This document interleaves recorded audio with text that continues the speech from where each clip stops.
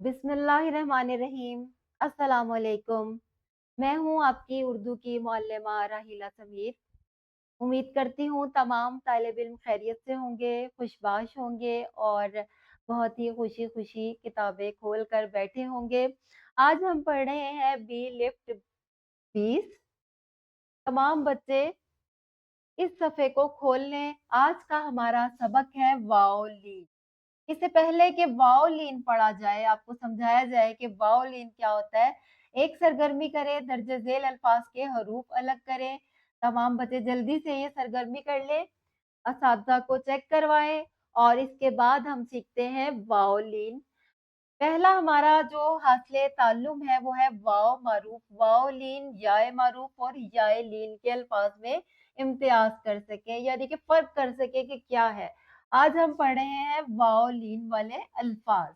प्यारे बच्चों, वाओलिन को समझने के लिए हम अल्फाज की मदद लेंगे, मिसालों से इसको समझेंगे।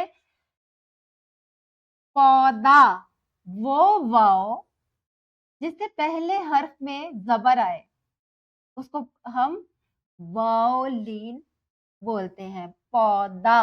अगर हम इसके हरूफ अलग करें, पे, वाओ, दाल, अलिफ, इसकी पहचान ये है कि जहां पर भी वाओ से पहले हर्फ पर जबर आएगा तो वो होगा वाओलिन। इसी तरह दूसरा लफ्ज है होज।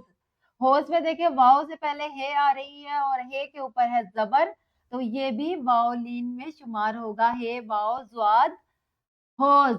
होज भी वाओलिन है।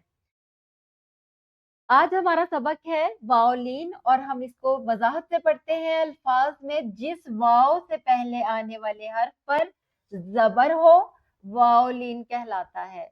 मसलन पौधा, मौज, होल वगैरह। इन अल्फाज में वाओ से पहले आने वाले हर्फ पर जबर है। उम्मीद करती हूँ तमाम बच्चों को वाओलिन का इस्तेमाल समझ में आ गया होगा। वाओलिन कौन सा वाओ है? अल्फाज में उस वाव से पहले हर्फ पर जबर होता है और उसकी आवाज जो है वो खोल कर पढ़ते हैं हम, जैसे पौधा और खोल, मौज, फौज। ये तमाम अल्फाज जो है वो वाव लीन के हैं।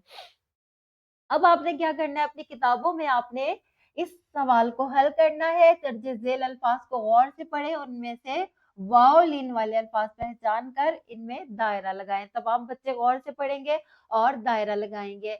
उम्मीद करती हूँ सबको वाओलिन की समझ आ गई होगी, अल्फाज में इसका इस्तेमाल भी आ गया होगा। बी लिफ्ट 20 जो है आपने घर में जाकर करना है और ये सफा खुलेगा, ये आपने अच्छे तरीके से इसको अल्फाज को जोड़कर वाओलिन वाले अल्फाज आपने बनाने हैं। मिलते हैं अगले लेक्चर में, तब तक के लिए अल्लाह हाफिज।